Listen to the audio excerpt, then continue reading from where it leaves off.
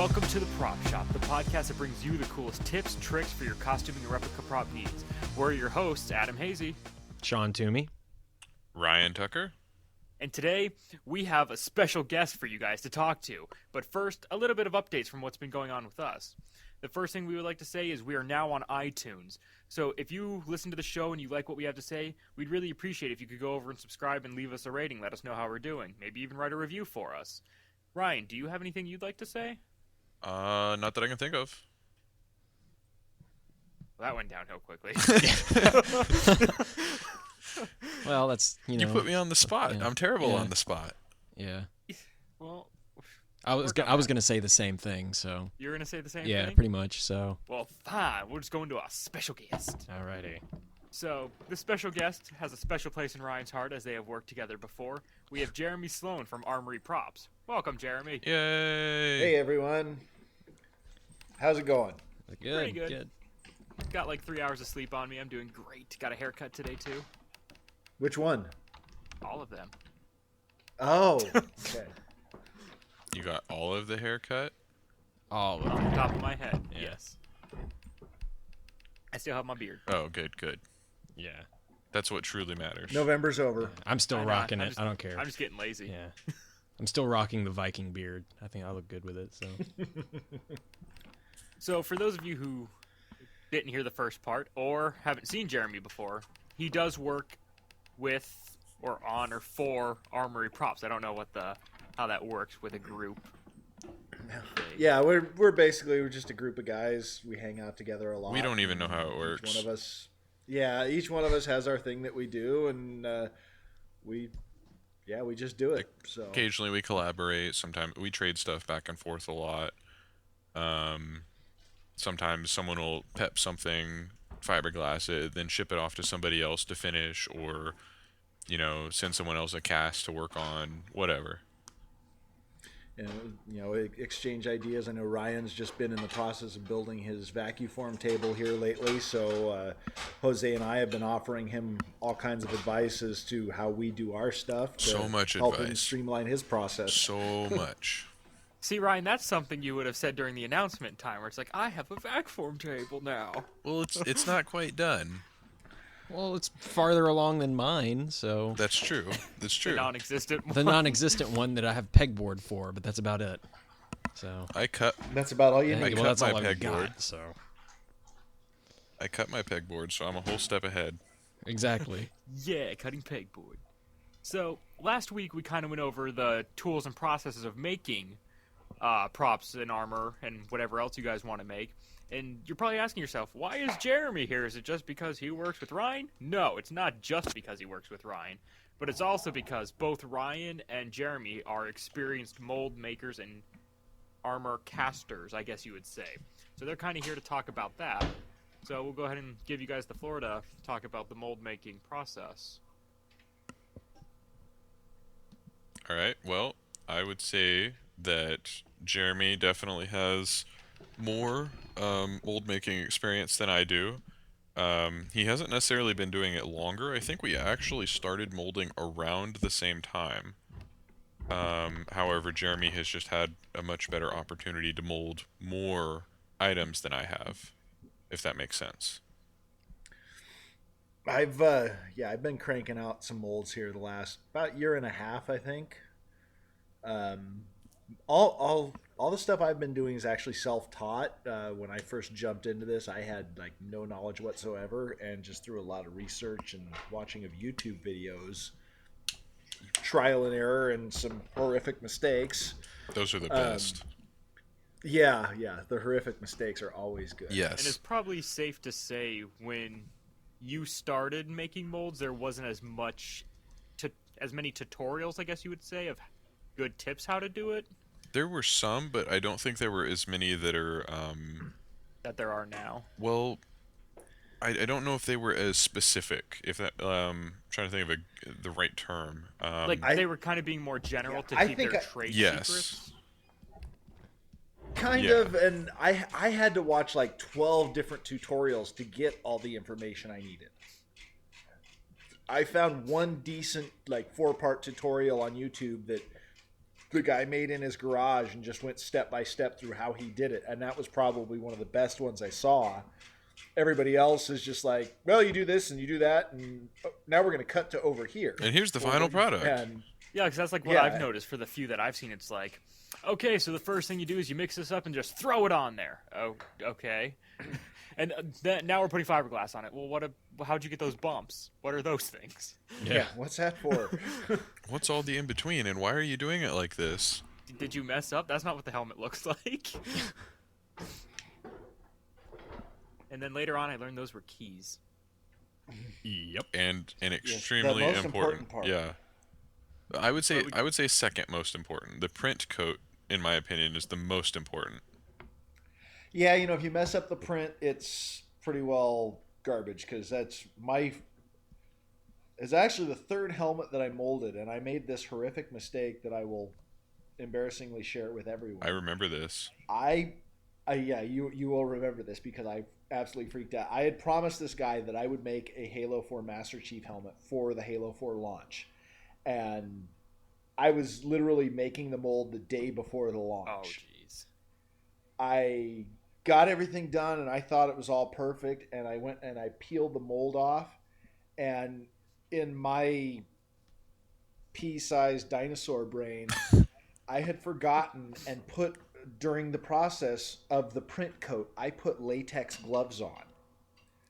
Now, for those who don't know, a lot of the silicone products react violently to latex. Extremely violently. So the entire print coat, just because I was wearing these gloves, and I didn't even touch the latex is the thing, or I didn't touch the silicone, but because I had these gloves on, the entire print coat, which is the first layer, which gets in all the detail and everything, did not cure. So when I peeled the main mold off of the original, everything was wavy and sticky and gooey, and I had no idea what to do.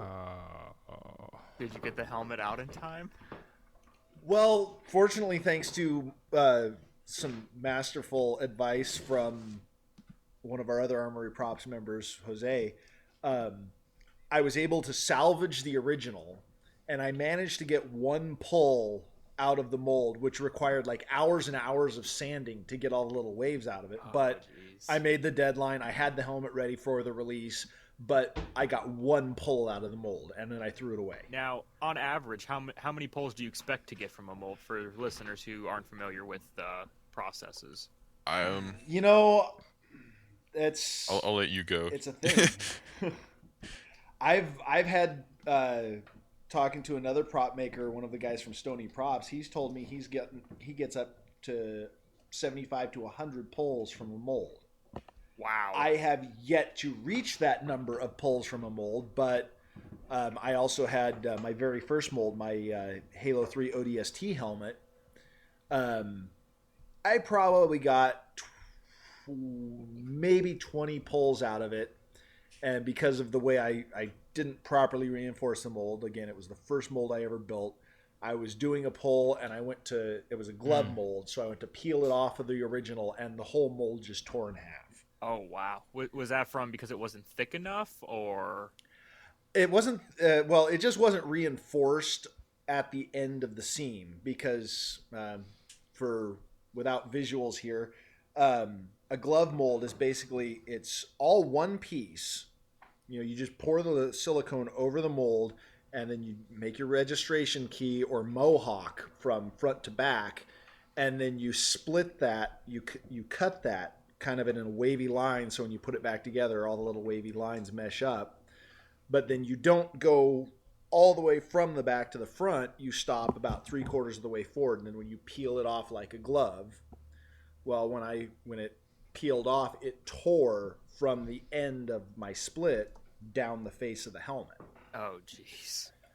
And granted, I got a lot of pulls, what I thought was a lot of pulls out of that helmet, and I was ready to rework it anyway because it was my first model.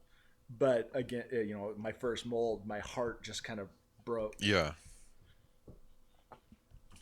And basically the way I've done it And I've done all my helmets very similar to what Jeremy described there, of having a glove mold one piece. But I would say that, getting 20 pulls out of it, or even around 20, is normally, I would consider that good from my point of view. Getting 75 to 100, that's a lot. That's a lot of helmets there. And at the very least, like, most of us aren't in this hobby to like make a ton of money, or just to be drowning in money. That's not normally why we're here. But getting that many pulls, even just 20, you're at least going to be making back the cost of the mold, and then all of the cost of the resin to pour all of those casts.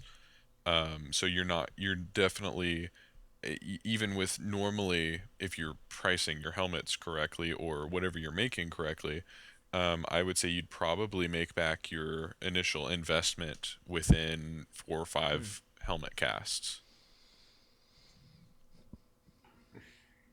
I usually shoot for making the material money back within one run of the. Would you consider a run like a gallon of smooth cast? Yeah, that's one batch of casts would be what I'm shooting for as to making the money back. Right. And That sounds reasonable. usually I would say, with a gallon, and granted, this really depends on what it is you're molding. A Power Ranger helmet compared to a Halo Master Chief helmet, the Power Ranger helmet has a lot less details over, well, not necessarily less details, but less surface area. That's a better way to describe it. Sure. And so you're gonna use a lot less resin, to pour that Power Ranger helmet than you are going to pour the Master Chief helmet. So you might get 5 or 6 casts from 1 gallon for a Power Ranger helmet, but you might only get 4 Master Chief helmets out of that same gallon. I generally, when I'm pouring them, like, I agree with you. The Master Chief generally is going to take at least an extra coat of resin because of all the sharp edges and Yeah. my EVA helmet. I can usually get away with 4 coats of resin on that because it's basically just a ball. Mm-hmm. There's not a lot of sharp edges or raises that I've got to make sure get coated. But the Master Chief helmet, it takes 5 coats minimum to make sure when I pull that mold off, the helmet doesn't just collapse. Right. So here's a question for you guys, because it might have been different materials. I can't remember off the top of my head. But is there a difference that any of you have noticed or tried between painting the first layer on, or just pouring it all on top of it and letting it ooze naturally? Yeah, I've never tried painting resin on. I mean, first of all, Sorry. I was talking about the silicone for the mold. Oh, the silicone. Okay, I'm sorry. Yeah, I've actually changed my method. I've gone away from the glove mold and gone to a 2-piece mold, which we can discuss later. But I usually just pour the first layer on, and then I use silicone spatulas that I get from the dollar store because they're $1. Right. Cheap is always good. Especially Yeah, for and if I'll you're go. throw it away or reuse it once or twice. Yeah, I tend to reuse them quite a few times, but it's nice to have something that's cheap and Accessible. usable. I've tried. Right, there you go. I've tried using paintbrushes before, and I just feel that using the paintbrush, you just waste more material getting stuck in the brush. With the spatulas, you can actually, you can scrape up big goop of material and put it where you want it because it doesn't ever flow exactly where you want. And then, I'll just, that first layer, just pour it on and then just scoop up at the bottom and put it back on top where you want it to run down. If that makes sense. Okay, yeah, because as the gravity falls, you're gonna have the silicone's gonna be pulled down towards the earth. So it's like, then you just kind of scoop back up top, fix that spot, get this new spot. Yeah, and then making sure all the little detail stuff. You gotta. You're watching for air bubbles as this first layer is going on, and I found that just a little just blowing on it a little bit will pop the air bubble. Sometimes you got to scoop some more up there, and you got to poke it down into the little detail areas with the end of the spatula. But I have tried the paintbrush, but I abandoned that like after one try.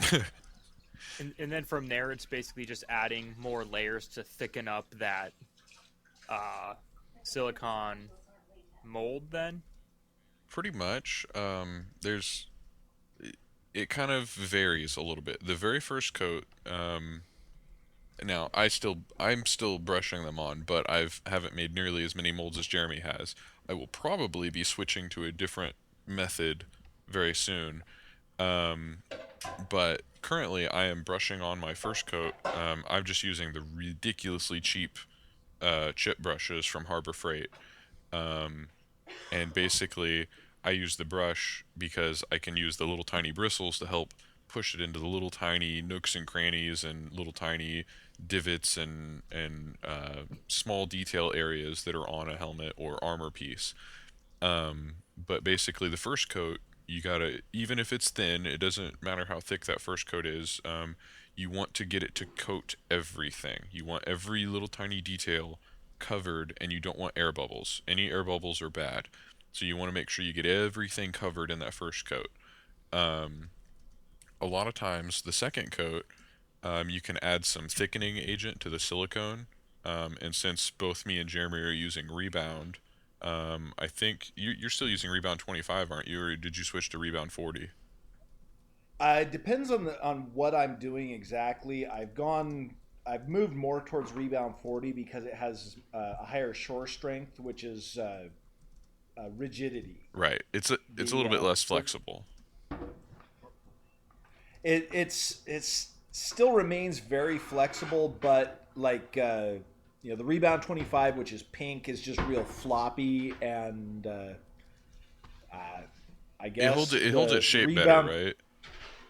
Right, Rebound 40 will hold a shape better, and since I'm doing a two-piece mold, that's to my advantage there. If you're doing the glove mold like we've done in the past, then the Rebound 25, I think, is definitely the way to go, just because it does have that extra flexibility. Right. So basically, it's the 40 can bounce back better than the 20 can. The 40 will.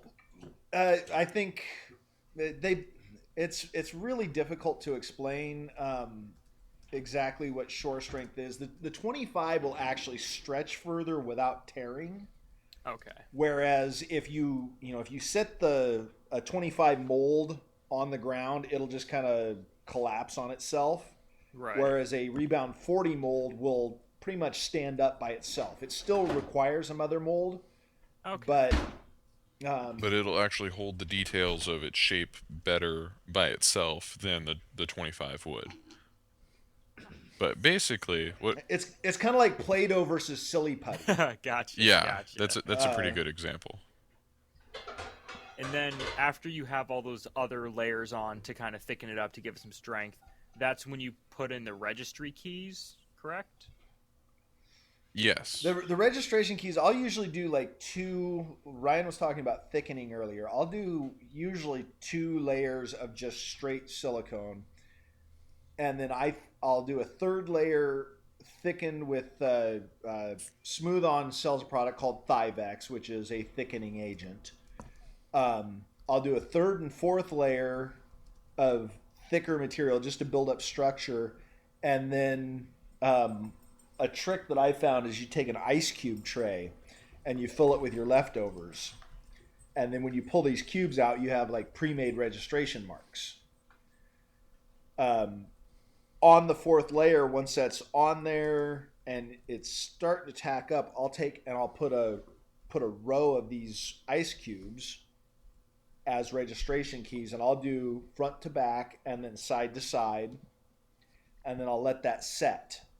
Then I'll go back in, I'll mix up another smaller batch of super thick silicone, and I'll go and I'll fill in the gaps in between all these ice cubes. And the registration keys are like those bumps you would see on a mold that help keep its form and its shape when it's in the fiberglass shell, correct? Right. Exactly. The the registration keys, and everybody has their own take on it, but when you put the mother mold or the fiberglass shell around it, the registration marks make sure that it's lined up exactly where you want it. And Now, oh, go ahead. I was gonna say, a lot of people will kind of scatter the registration keys all over your helmet or all over your mold. But both Jeremy and I have found that having them everywhere in like random locations makes it really hard to separate the two parts of your mother mold once you have a helmet poured inside there. Because when you're putting it in your mother mold, your rubber will be flexible, so you can just move it around and line it up where you want. But when you're trying to remove it, if you've got those registration keys sticking off on the side or at 45-degree angles or random directions, it's going to be really difficult to pull your hardened shell away from that. So what Jeremy was saying is he'll make a mohawk going straight up from front to back and then straight from like ear to ear or side to side. So you've got like a plus sign looking from the top of the helmet. Exactly. And then that way you've got like a front and a back that you can just pull off without having to, you won't have that extra friction from the registration keys that way. So we've mentioned mother mold here a couple times. For the folks listening who aren't familiar with the mold process, can you kind of further explain how you get this mother mold? And Yeah. we've kind of already explained what it does. It keeps its shape. So let's just go over. All right. The mother mold is basically, so you've taken and you've made this original piece, and you've probably spent 40 to 100 hours making this perfect specimen of a helmet, an armor part, whatever it is. You put a lot of effort into it. Now you've coated the whole thing in latex. Now if you were to just take and pull that latex off, now you've just got this big floppy piece of latex that if you try to pour something into it, it's just going to collapse on you. So before you remove the original, you build a hard shell or mother mold around your silicone. Personally, I use fiberglass. Fiberglass is readily available and relatively inexpensive. I know there's a lot of other products on the market. There's some air epoxy clays. There's just way too much stuff to get into. But for the purpose of this conversation, we'll just talk fiberglass. So basically, you do that. You build the shell around it in two halves. And you get that all built. Now you drill holes through it so that you can recenter it with bolts. Once that's all set and cured, now you break that hard shell off. You peel your latex off your original. You put the latex back into its shape, put it inside that hard shell. Now you have support for that latex. When you pour your casting media, resin, whatever it be, in there, you've got something to hang on to, and it will support the latex or silicone while you're rotating around and casting. Now, would you coat your silicone in anything like a releasing agent beforehand, or just straight on put on the fiberglass or clay or whatever it is you're using? For the mother mold? Correct, yeah. When doing the mother mold, I always use a release agent. It does make it a lot easier to get it off, especially that first time. Especially if you're using fiberglass, because fiberglass is the resin from it. Even though it doesn't technically stick to silicone, it's going to seal itself to it. It's going to make an airtight seal, so it's going to be like vacuum stuck to it, not actually stuck to it. So that first time is going to be very difficult to remove it. Sometimes even with a release agent, it's going to be difficult to get it off that first time. Very true. Before I apply when I remember before I apply my fiberglass, I use what is it, Moldy's 200 or something. It's a smooth on product. Oh, ease release. And I will ease release. There you go. That's right. I will just hose down the outside and then go to town with the fiberglass. when you're doing the mother mold, one thing to keep in mind is you need to keep something to separate the two halves of the mother mold, because fiberglass will bond to fiberglass real easy. I like to use playing cards, wax coated playing cards, and The playing they cards go, make a return. yeah, they go in. You just cut a little seam. If you're doing a glove mold, just cut a little seam, or another thing I've used is actually a piece of cardboard. I like to take a box, and I'll cut the shape of the helmet out so that I can sit it down in there, and I've got something to support.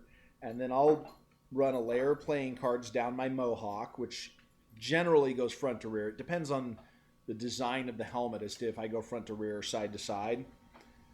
But stick those playing cards in there so that they're down against the box. Then when you lay your fiberglass over the top, you've got those playing cards. The fiberglass actually won't stick to the playing cards because they're wax coated. Once you get the one half done, you pick it up, you flip it over. Then you do the same thing on the other side. When you break the mold apart, when you break the shell apart, you pull all those playing cards out, and there you go. And then from there, you would have everything pretty much done. So you would take everything apart, pull the master helmet out, which is the original one you molded, kind of reassemble everything together, and then pour the plastic in and start just slushing it around on the inside to get your first cast done. And I was gonna say I would also suggest spraying, or depending on what you're using for a mold release, you don't have to, but it's generally advised to use ease release or another spray-on mold release. I've even seen people use it's almost like a watered down Vaseline that they'll just spray in there. But basically that will help extend the life of your mold. Anytime you use ease release, it helps it, or a mold release, it helps the cast, once it's poured, to come off of the silicone mold when you're done. But yeah, basically once you've got everything done like that, you can flip it over, bolt everything back together, make sure you get your silicone situated inside the mother mold. Amen. Yeah.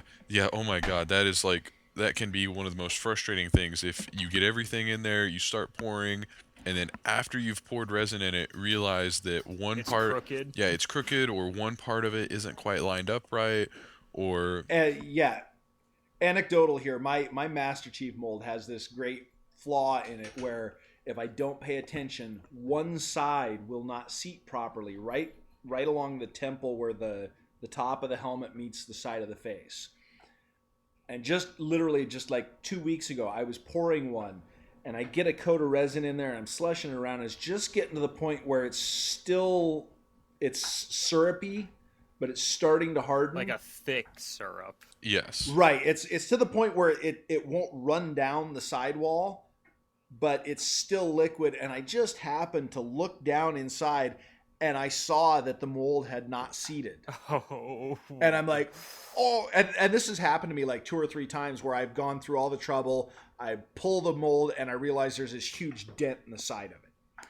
And I reached in there barehanded, and I pushed the mold down. Not and recommended. The cast came out fine, but I had to peel resin off my thumb for the next couple hours. Yeah, always wear gloves if you can. Yeah. For those listening. and even then, even if you're wearing gloves, that stuff gets hot. Yeah. Well over 150 degrees hot. You could get easily first, potentially even second degree burns if you get very much of it on your skin. So it is definitely not recommended to stick your hand in there on it. Use like a paint Safety stir or first. something. Now, safety first when working with this stuff. say you realized after you put your first batch in there, you're like, oh great, this is ruined already. Like there's something wrong with it. Would you continue going with that and like sell it or trade it as a flawed cast, or would you just like wait for it to cure and then throw it away? Usually, If I noticed that early, I would stop. Yes. I had that's a great question, because just like a couple weeks ago, I was pouring an EVA, and I got 2 coats into it. I remember this one too. And I flipped it over. Yeah, I flipped it over and I looked at it, and the back edge of the 2 halves of the mold seam had not lined up at all. And I looked at that and I'm like, okay, this is worthless.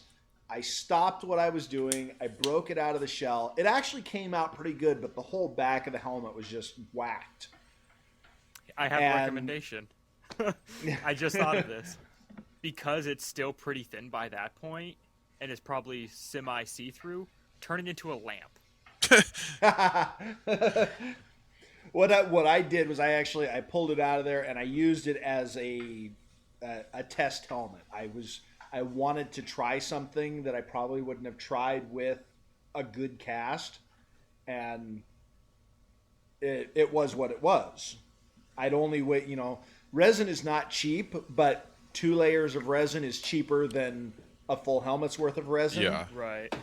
So And I go ahead. I caught that one in time and ended up not wasting too much.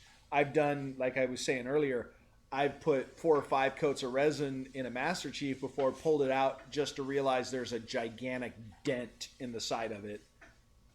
I can't sell it, so one of a kind lamp art piece is starting to sound real appealing, isn't it? Yeah, I'm actually liking that idea. Yeah, what I was going to say is most of the time whenever we are pouring a helmet, or I say we, when I'm pouring a helmet, I don't normally notice that something is wrong. If it's small enough, like if it's not seated properly, I normally notice, but sometimes it's not seated fully, and so maybe that one spot might be have a little bit of a depression on the final cast, but you can't normally tell until you pull it out. So a lot of times I'll pour a whole helmet thinking, oh man, I think I did really good on this one. This one's going to come out great. And then it'll come out and there'll be just a dent somewhere in it. And I'm just like, great. So at that point, then I'm like, okay, I'll sell this one as a flawed cast. But I don't ever go into pouring a helmet thinking, oh, this one's going to be bad, I'm going to sell it as a flawed cast. I personally don't ever know that it's going to be flawed that badly until I take it out of the mold. And in the past, what I've done is if I get something like you're saying, a flawed cast, when I pull it out and I go, oh crap, well, those are usually the ones that I will take and I will make the repairs myself and do them as a finished model. Yeah. Because I know how to fix it, so I can't sell it as a cast. So I'll take the time, fix it myself, finish it, and sell it as a finished model. And nobody will ever know. A little Bondo, a little paint makes a model builder something he ain't. Exactly. That's a good saying. Yeah. So this is a question that I know you can't speak for everyone for this one, but what do you I'm not sure how to word it. What do you think is like the make or break of either this is a garbage helmet or I can do this as a flawed cast? Because you want to keep your quality of products going out decent, whether it's flawed or not, I would assume. I would say that definitely varies a lot, person to person and piece to piece. There are certain ones I'll pull out and go, oh, that's just a small dent. That's probably not even going to be that noticeable. And then there's others that I'll be like, oh, that looks really bad. And sometimes there might be just a couple of small air bubbles, but otherwise the whole thing is perfectly fine. Now that brings up a good question, the air bubbles, because it's like sometimes there'll be a perfect helmet, but there's a few little bubbles on this one spot. Now I call that's part of a raw cast. Because that's what I would assume is it's just a cast, but it's like some people are like, oh, there's bubbles here, this is no good. I've gone from both ends of the spectrum. I like to produce a product that with a couple hours of work can be made into a wonderful piece. Now I've dealt with some other. I don't make everything I have. I buy a lot of stuff from other people just because I love other people's work and I don't want to spend all the time to do it myself. So I bought a helmet from one builder and it was supposed to be a B cast from him. I got it, and I start looking at this helmet, and I'm going, "Where's the flaw? What are you talking about? This is better than my A casts." Likewise, I got a B cast from another prop builder, and okay, I know I'm buying a B cast, but I got this helmet, and I'm like, I wouldn't have sold this. So, again, what you were saying earlier is it's completely at the discretion of the builder as to what he's going to call an A cast or a B cast. Now, air bubbles, I would assume, are usually a typical thing, or do you think it's more of an uncommon? I'd say they're Now, kind of common. by air bubbles, though, are you saying just a little pit in the helmet? Yeah, like the little, just like the little tiny pin-sized holes that you find here and there. Yeah, that's something, if it's poured 100% perfect, you're not going to have air bubbles. But on occasion, you get them. There's really no way around it just by nature of the process. Unless you get something like a vacuum chamber or something. Exactly. Now we're getting into really expensive stuff. Yeah. Yeah. Which neither of us have a vacuum chamber. Yeah. Well, that Yeah. and I mean, if you're That's why I looking said for yeah. if you're looking for something absolutely flawless, you are going to pay exorbitant fees for it. I would assume one of those ice shakers they have to get that crystal clear ice to carve with is probably something you'd want to get a hold of. That could possibly work. I hadn't even thought about that. Huh. Basically, one of the reasons you'll get bubbles, little tiny air bubbles like that, is when you're stirring up your resin, because you have to mix with smooth cast, not with other resins. I won't speak for any other resins, but with smooth cast, you mix an equal amount of part A and part B into your mixing cup. And I normally go buy little cheap popsicle sticks from Walmart, the little tiny craft sticks. Get a couple hundred of them for like $2. I stir with those little tiny cheap stir sticks. But when you're stirring it, if you stir it too rough, or if you might get a little bit of extra air bubbles inside the resin. If you don't stir it enough, it might cure a lot slower. So I try not to stir too rough, but you're gonna get air bubbles in it sometimes. Now, when you pour that into your mold and you start slushing it around, a lot of times you'll work those bubbles out. They'll just work themselves back up into the air instead of being trapped in the resin at that point. But occasionally it'll start curing before all the air bubbles have worked out. So sometimes you'll get some on the outer surface of the helmet compared to on the inside. I think the key to that too is when you're doing your slush cast is to work really hard to get an even layer. Yeah. Because the thinner of a layer you can put in, the less likely you are to have air bubbles. Right.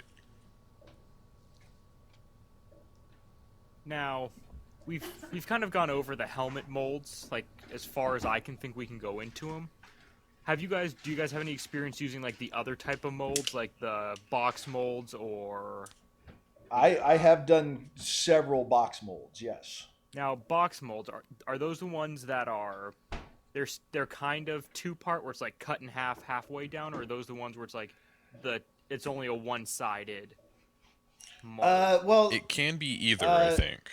it can be either. Okay. Generally, like when I have the mold of the Andrew Cook Halo 4 Magnum.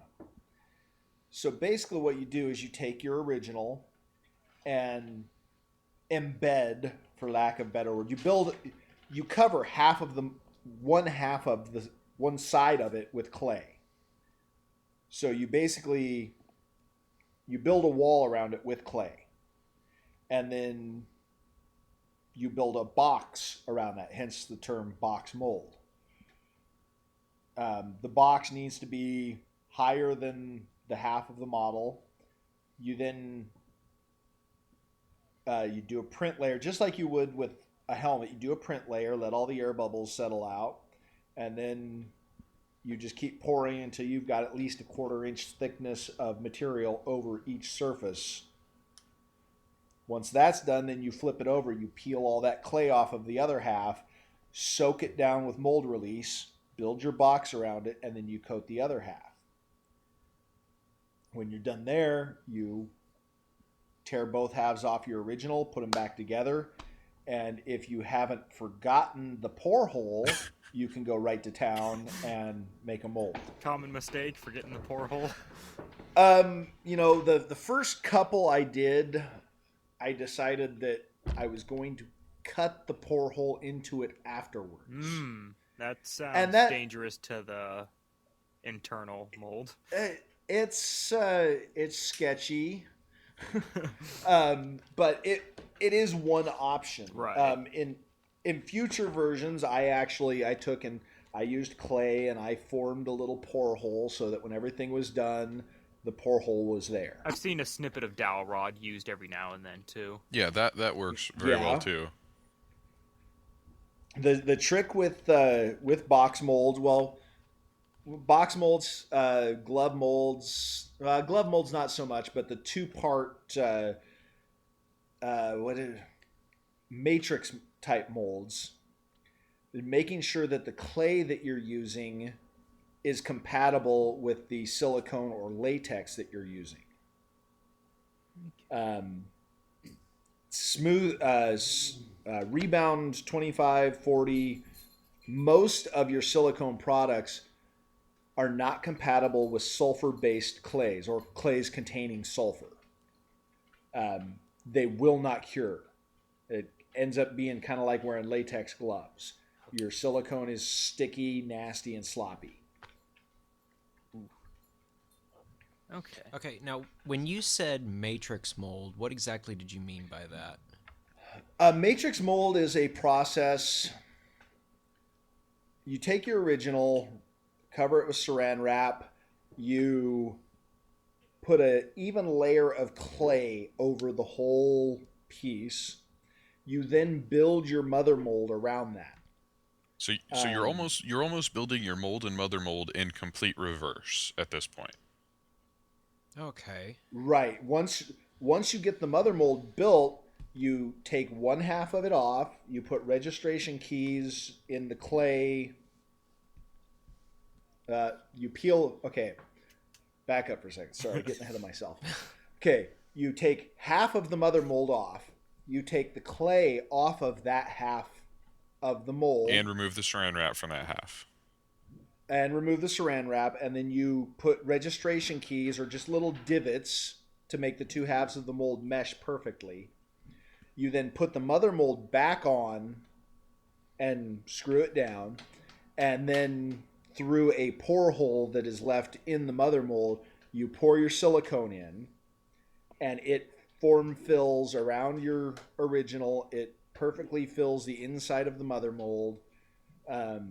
Let that cure, flip it over, take the other half off, take the clay off, put it back together, and that is what is referred to as a matrix mold. Okay. And so with that mold, you will have, a lot of times you'll have a much smoother looking mold if compared to like a not box mold, a glove mold. If you do like a brush on glove mold, a lot of times the outer side of your mold will look kind of bumpy. But if you do a matrix mold like that, a lot of times you'll have a very smooth layer of clay around your original piece, so that when you make your mother mold ends up being a nice, smooth, rounded shape.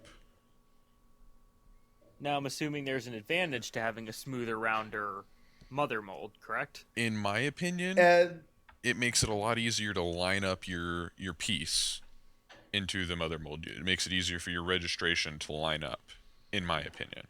Right.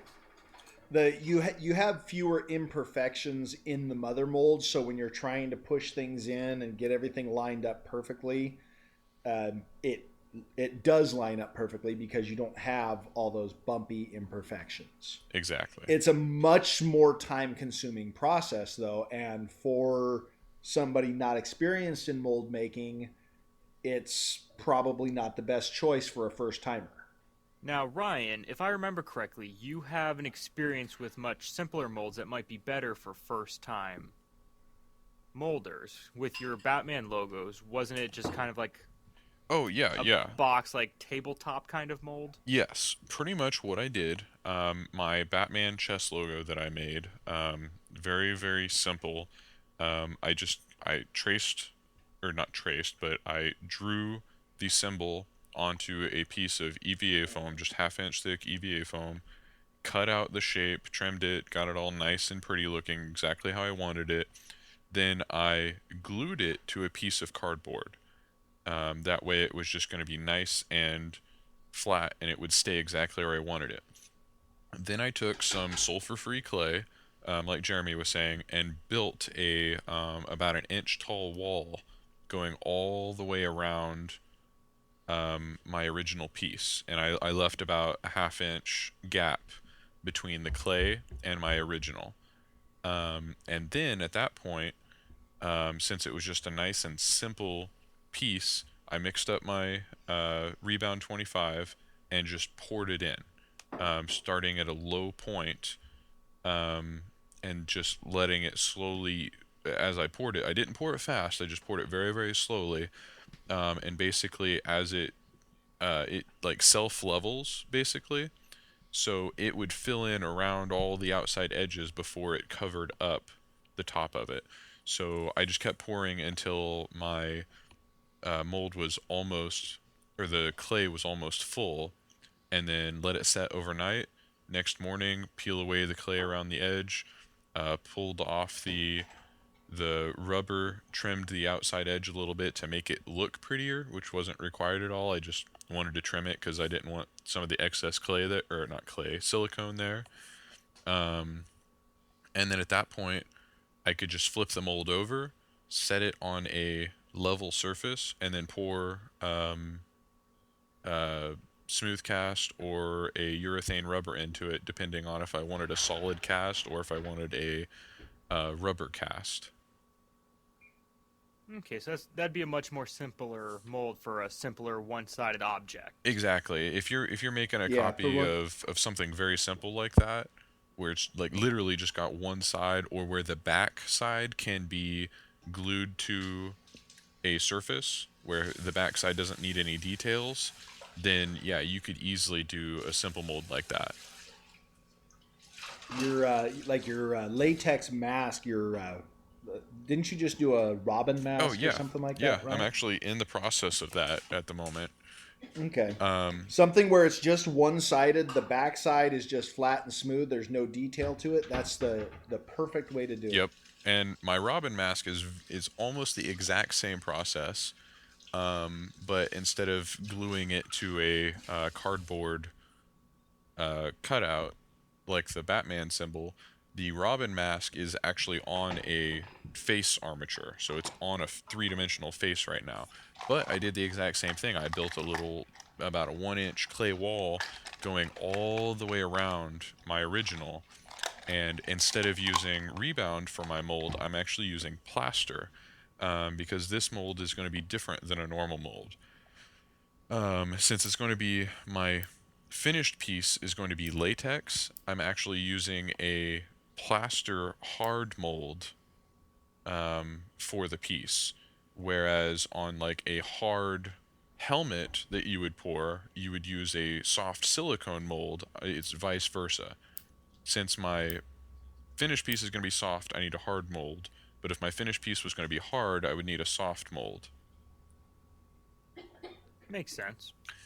Now, did you say that your masks were going to be made of latex? Yes. I'm Okay. I would actually suggest making them out of silicone, since latex doesn't have a very long shelf life and makes the piece last a little longer. I've heard a couple of people do that, but all of the professionals that I have been following all use liquid latex. Okay, I'm just saying that because the only experience I have with making any sort of mold, kind of like what you're doing, is I did the Dark Knight Joker scars Right. for like a Spirit Week when I was in school, and they lasted about 6 or 7 months until they started to kind of melt. So, But you also Interesting. live in a hot temperature area. well, There- yeah, I do, but There's also different grades of latex, and there's different sealers and stuff that you can use. I think silicone might be a better choice depending on what you're making and how, but It also might depend on the thickness of it as well. right. I Yeah, maybe just like a thin layer of silicone would probably be a better bet than latex. But that's just my opinion on it. So complete. The only reason I would suggest a different material or having the ability to offer a different material is for people who can't have latex. Oh yeah, definitely, because there are a yeah, lot of there people are- that have latex allergies. All right, so maybe do both. Who knows? and now we need the music for the taco shell commercial. Yeah. Why not both? Now, this is a question for both Jeremy and Ryan. What was your favorite and least favorite thing you've molded so far? ooh, Ryan, go ahead. What was your favorite, Oh Ryan? gosh. I would say that the Mark 6 helmet that Ben sent me has been my favorite thing to mold. Nice. Mo- And your least favorite? My least favorite would be my Reach bicep armor pieces, and Jeremy probably knows why. I know why, but they did come out very, very awesome. Oh, they did, but oh my goodness. Do you care to share why the Mark 6 is your favorite and the biceps not so much? Well, the Mark 6 was great because I didn't really have a timeline. Well, I did, but I had plenty of time. There was not really a rush at all. Ben sent it to me, and I had well over a month to get it molded and cast and everything. I ended up getting it out within just a few days because I was excited about it. But I wasn't rushed at all. And it was a beautiful helmet to work with. I love it. I've poured, I think, almost 10 casts with it already. But the Reach biceps, Jeremy and I had traded. He sent me the Reach Commando concept helm that he had molded. I think that was your second mold. Yes. And he traded me for was it the forearms and the biceps, or was it just the biceps? I Yeah. can't remember. You gave me the forearms and the biceps in that deal. That was basically how we met. Yes, that's right. And so I had already sent him the forearms. I think I sent you them first, and because I had molded my forearm long before we made this initial deal. But so he sends me his commando cast, and both of us were trying to get our suits done for the Halo 4 launch. So both of us were on a deadline. We were both rushing, and I was trying to mold the biceps as quickly as I could. And which is And if it could go wrong, it did. exactly Oh, jeez. anything that could potentially go wrong went wrong. I had Murphy's Law. Yeah. I had rubber that wasn't curing. I had then I finally got the mold itself done, but then my registry keys were not wanting to stick to it. I actually had several of them fall off, and I thought that was going to ruin the finished product. But I finally got the actual mold done, and then I was like, okay, time to make a mother mold. And I didn't have anything to make the mother mold with at that point. And I wanted to use fiberglass first, but I didn't have a proper location that was well ventilated, and it was getting really cold out. So I didn't have a good area that was warm enough for me to actually use fiberglass. So I was like, okay, well, I've got a little bit of this other product called Plasti Paste that Smooth On makes. I had a little bit of that left. It would not cure at all. It was just terrible. I hate that stuff now. It works really well if you know what you're doing, but I have not had good experience with it now, so I don't like it anymore. And it's basically not cheap, but a almost like a pre-mixed version of fiberglass that you just are supposed to be able to open up, mix it up, or stir some of it together real quick and throw it on and you're done. Interesting. But I did not have a good experience with it. Then I was like, okay, I'll go get some plaster because plaster's hard, and I'll use plaster bandages and regular plaster and make it really thick, and that'll be great. No, that didn't work. I got it on there, and then I went to separate my two halves, and they just shattered into tiny pieces. So, but I've still got my mold. My mold for both biceps was still good. I just didn't have a shell at that point. So then I finally was like, okay, I have to fiberglass this. It's my only option. It's all I've got left. I have to fiberglass this, even if I don't have a very well ventilated area and I don't have any place that's warm enough to let the fiberglass actually cure. So I go out there and I fiberglass half of each of my molds. And then I wait. And I wait. And I wait. And about 2 or 3 days later, that first half finally finished curing. Oh, jeez. And I was doing everything I could to get them to cure. My wife hated me because the house smelled like resin and fiberglass, and it was horrible. And I even had a little tiny space heater out there that I was blowing the heat on them, and they still wouldn't cure. I took a blow dryer out there trying to heat them up. I used baby powder. People have told me use that and it'll help dry up tacky resin that hasn't finished curing yet. None of that seemed to help. And then at this point, we only had maybe a little over a week until the launch. I think Jeremy got the finished or not finished, but the bicep casts within like 3 or 4 days of launch. Oh, geez. That's great shipping time, though. I know. I think he was starting to panic. I'd be panicking I know. I was panicking. I was getting slightly worried. You got them to me literally with 5 days to spare. Okay, I was gonna say I knew it wasn't very much, but I knew you had at least a couple of days to work on them. But I couldn't remember how long it was. But the second half of the fiberglass went a little bit faster than the first. And if I recall correctly, I only ever pulled 2 or maybe 3 copies of each bicep because the shell actually ended up failing on me on both of them. That sounds like a bad I still experience. have my set, by the way. Good. I don't have mine anymore.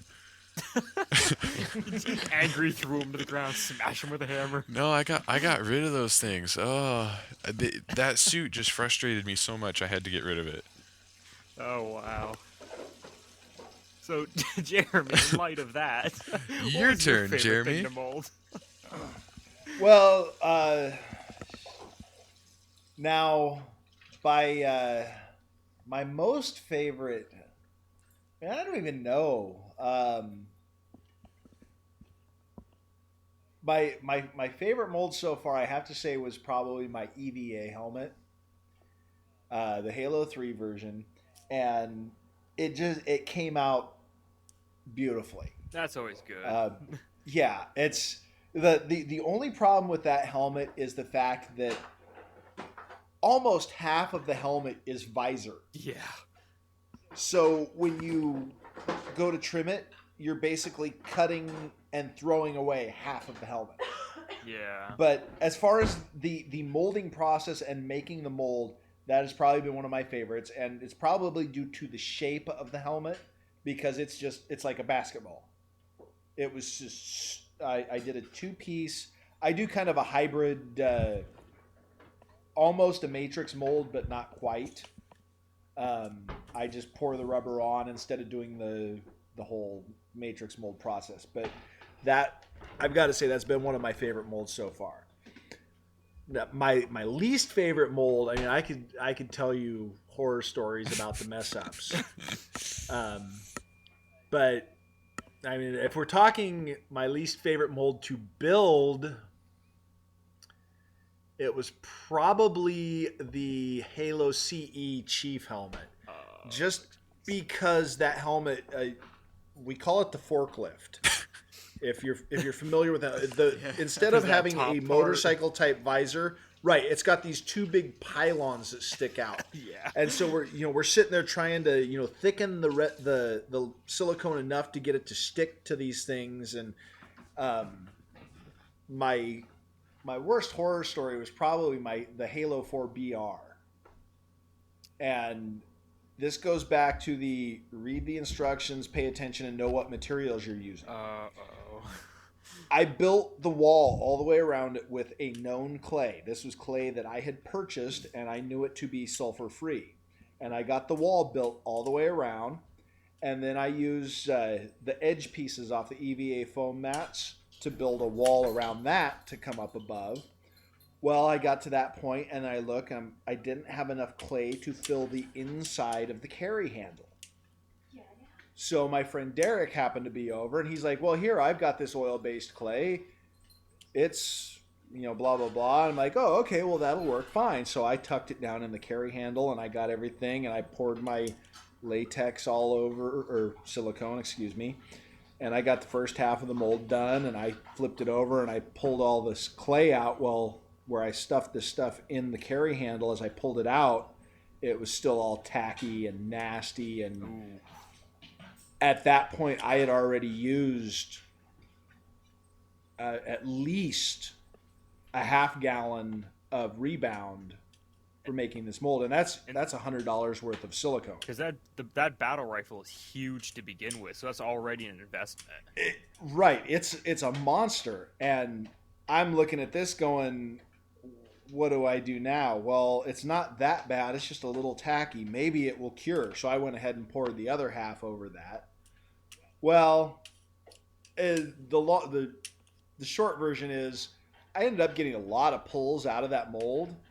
It just required a lot of cleanup in that area because the silicone never did cure properly.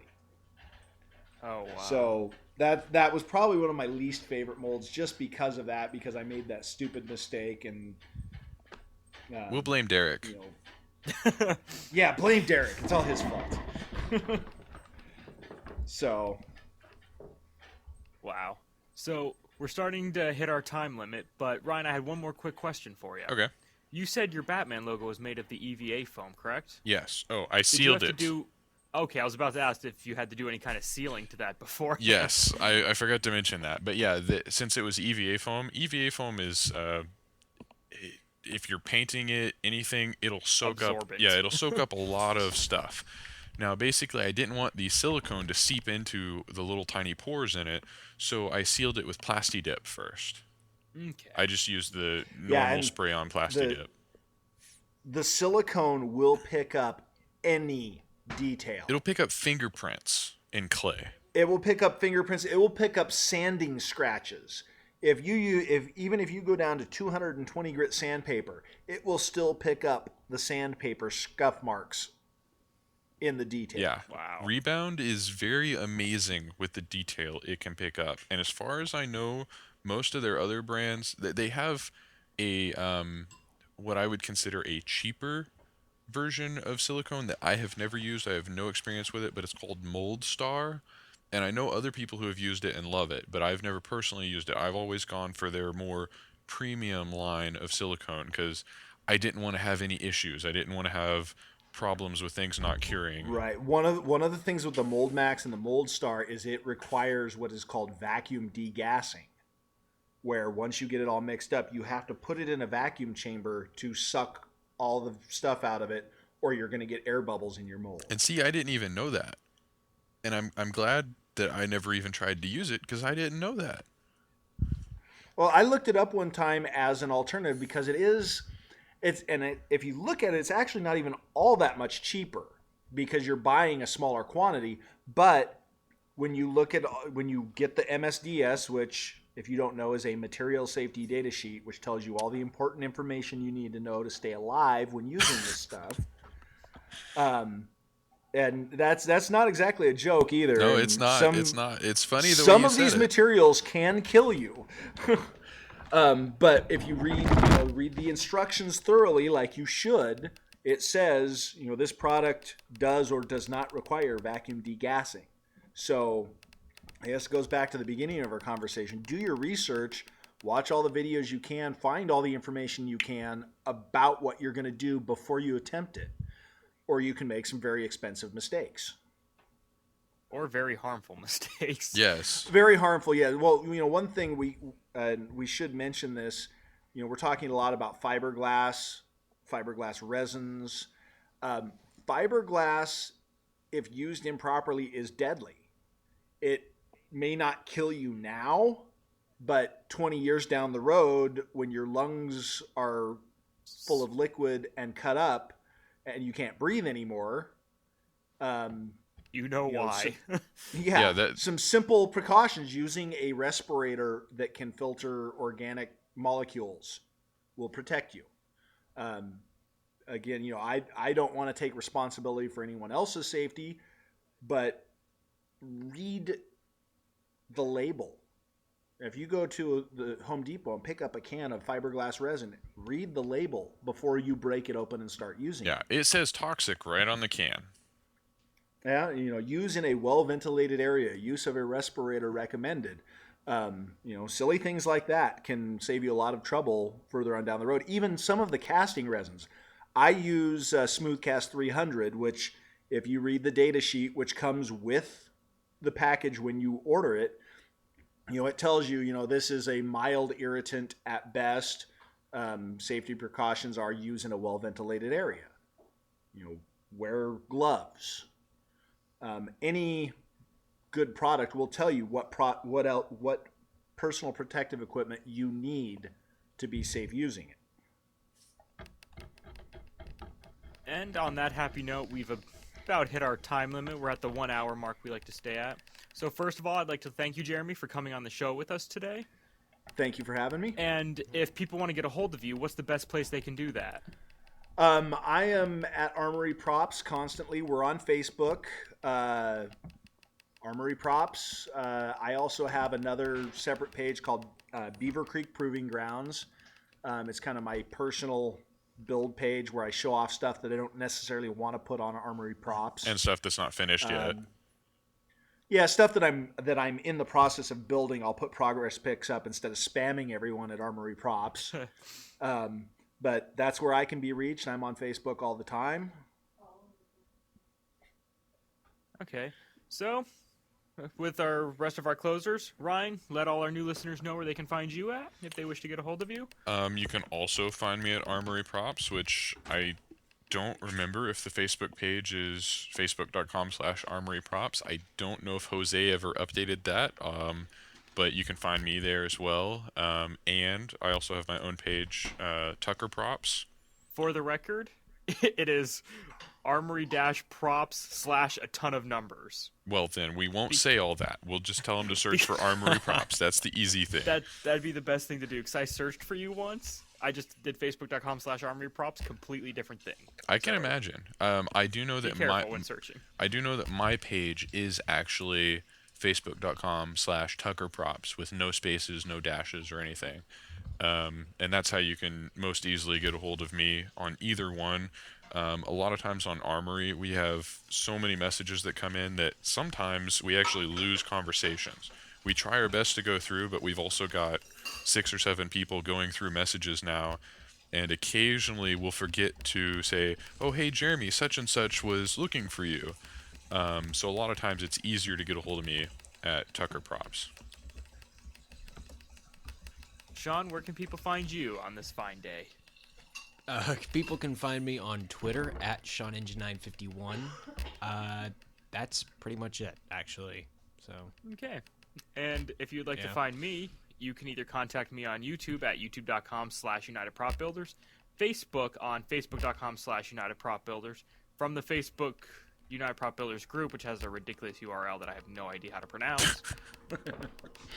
Or on... Look up United Prop Builders, you'll be fine. Yeah, you'll find me. So, until next time, we'll see you later.